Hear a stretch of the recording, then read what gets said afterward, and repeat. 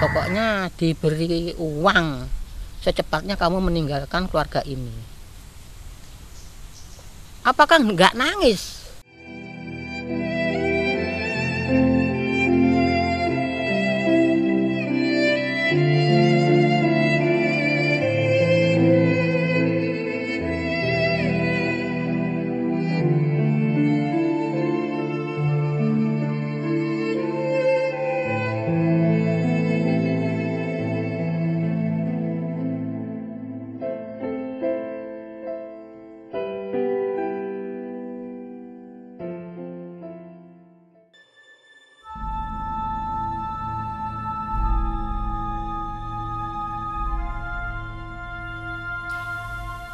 Penyakit kusta atau juga disebut morbus Hansen merupakan salah satu penyakit infeksi kronis yang umumnya terdapat di negara yang sedang berkembang. Dan sebagian besar penderitanya adalah dari golongan ekonomi lemah. Penyakit kusta termasuk salah satu penyakit kulit. Penyakit ini disebabkan oleh bakteri Mycobacteria leprosi yang ditemukan ilmuwan Norwegia Gerhard Hansen.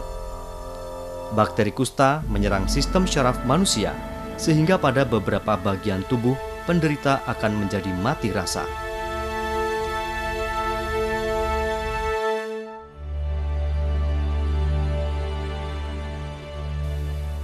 Laporan WHO menyebutkan, pada tahun 2012, India memiliki penderita kusta terbanyak, yaitu 134.752 orang. Lalu diikuti Brazil dengan 33.303 jiwa. Indonesia ada di peringkat ketiga dengan jumlah 18.994 orang.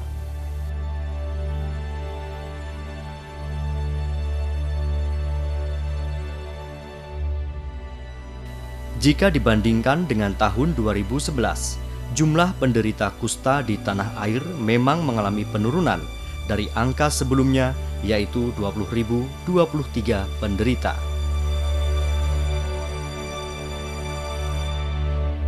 Penyakit kusta penyebabnya adalah bakteri Mycobacterium leprae. Ya, penularan biasanya dari lendir hidung penderita atau kontak lama satu rumah dengan penderita kusta. Ya, lingkungan yang jelek ya, lalu ekonomi yang kurang serta daya tahan tubuh pasien sendiri. Untuk Jawa Tengah paling banyak daerah Pantura ya, karena kebersihan dan sanitasinya yang jelek ya. Indonesia tiga besar sesudah India dan Brasil. Ya, karena geografis Indonesia yang sulit ya untuk penanganannya.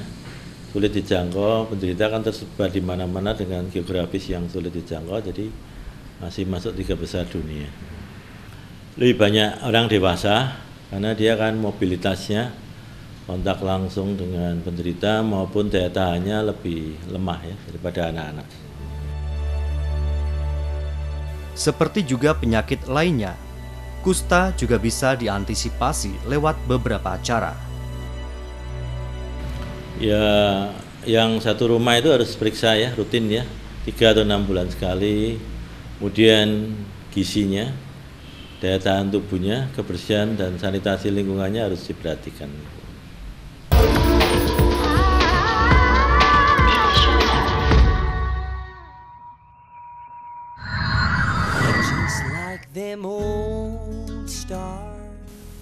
Penderita kusta, selain menghadapi ancaman jiwa, juga harus berhadapan dengan kondisi masyarakat di sekitarnya yang merendahkan mereka.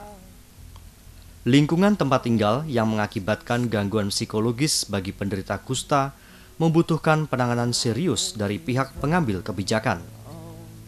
Para penderita yang tidak tertangani dan tidak terpantau bisa terjerumus menjadi pengemis atau gelandangan.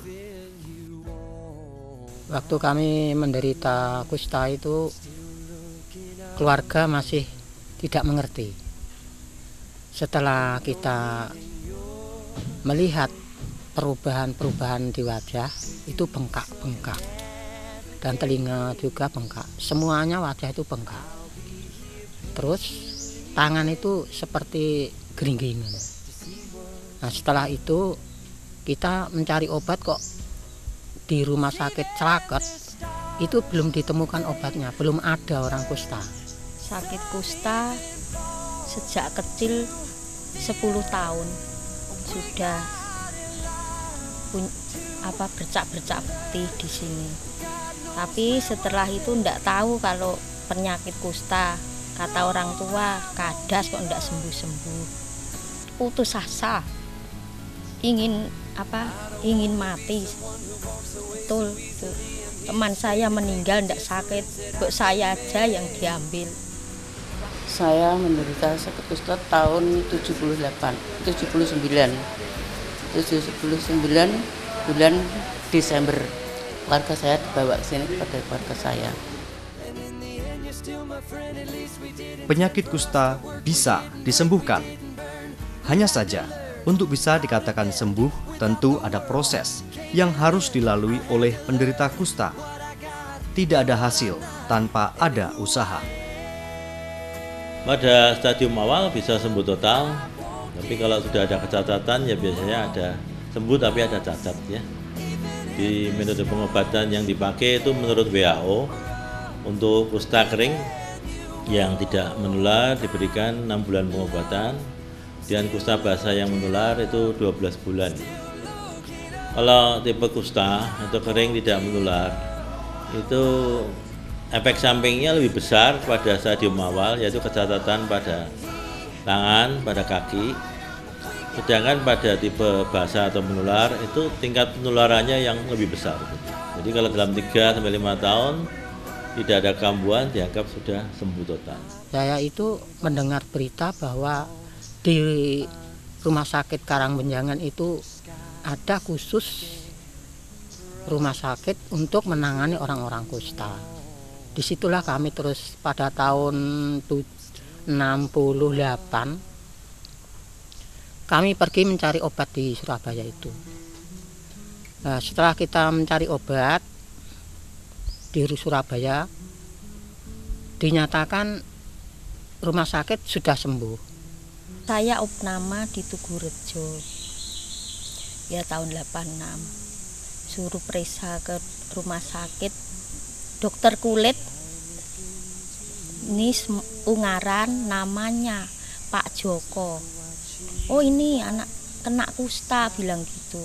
Oh terus dikasih resep, ini suruh ngirim ke rumah sakit Tugurejo. Ya saya tuh merasa terkejut sekali karena banyak saudara-saudara yang seperti saya, banyak sekali, banyak yang yang tidak bisa jalan. Saya di sini hanya sakit hanya 1,5 bulan karena saya selalu terus kita dukung minta kesembuhan dari Tuhan. Saya sembuh terus. Kalau penyakit gini mau rajin bersih-bersih, mau rajin mandi, mau rajin apapun, rajin bisa sembuh. Pantangan jangan dilarang, jangan melek malam, jangan makan sembarangan, itu bisa sembuh total.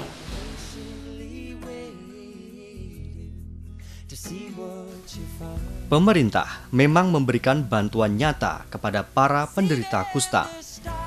Bentuk bantuan berupa pemberian obat-obatan gratis yang bisa didapatkan di puskesmas terdekat atau rumah sakit. Adanya program jaminan kesehatan melalui Badan Penyelenggara Jaminan Sosial atau BPJS turut meringankan biaya berobat penderita kusta. Dengan jaminan punya asuransi jam sostek, kemudian askes, kemudian jam kesmas, itu bisa dibiayai seperti biasanya dalam cakupan pelayanan BPJS Kesehatan.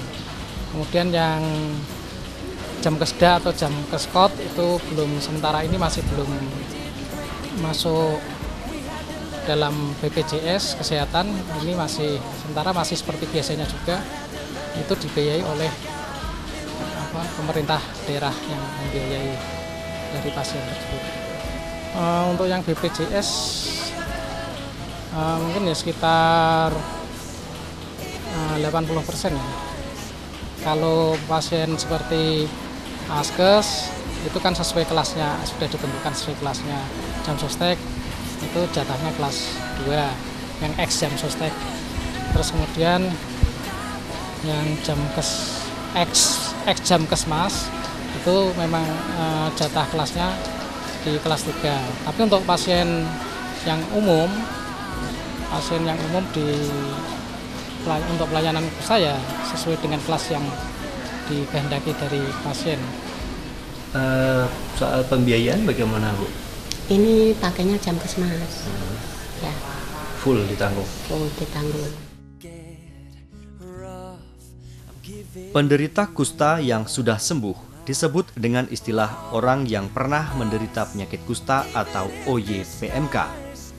Secara sosial, di antara mereka ada yang berhasil dalam kehidupan dan bisa diterima di tengah masyarakat. Saya 1,5 bulan sembuh, saya bekerja di sini, mengabdi kerja di sini. Saya tidak punya ijazah, bilangnya pengabdian gitu. Saya kerja di sini, belum punya anak, sampai saya punya anak 2. Karena dulu banyak pasien sini yang sudah sembuh total, yang sudah kerja. Ada yang kerja di kecap, ada yang kerja di mebel, ada yang kerja lain-lainnya, ada banyak sekali. Kesibukannya apa? Ya kesibukannya nggih ngoten nggih Palman nggih ngono ayam menapa niku teng biyong-biyong ngoten niku. Nggih jam-jam niku terus jam niku.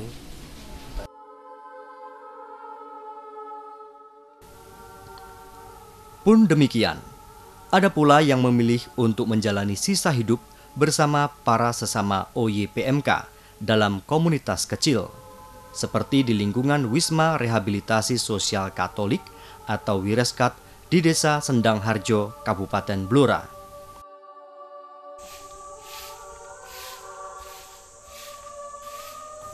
Tempat ini didirikan pada tanggal 8 September 1972 oleh Ernesto Fervari, seorang pastor asal Italia yang pada waktu itu adalah pastor kepala paroki Santo Pius ke-10 di Blora.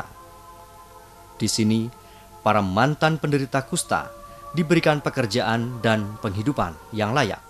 Di sini itu mulai tahun 93. Ya, kami bersyukur dan terima kasih karena di sini juga ya memang fisik manusia mengeluh kok nggak sembuh-sembuh. Tetapi kami di sini senang, rasa syukur dan juga bercanda sama teman-teman di sini, senang sekali.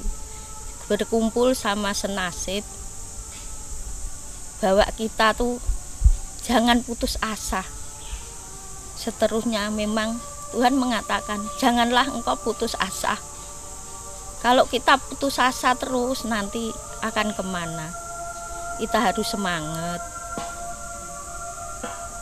Di sini bekerja kalau sore jam 2 saya ini nyapu di sini sama jabut-jabut rumput ini pembersih karena kita itu punya tanggung jawab bekerja di sini, sudah diberikan walaupun bukan rumahnya sendiri, sudah diberi tempat tinggal yang layak. Berterima kasih sekali melalui Romo, melalui pengurus-pengurus yang ada di sini. Yang orang yang terhina, orang yang miskin, yang terbuang seperti kami.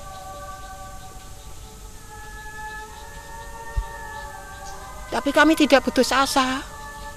Tetap kami bekerja sebagai peternak, petani.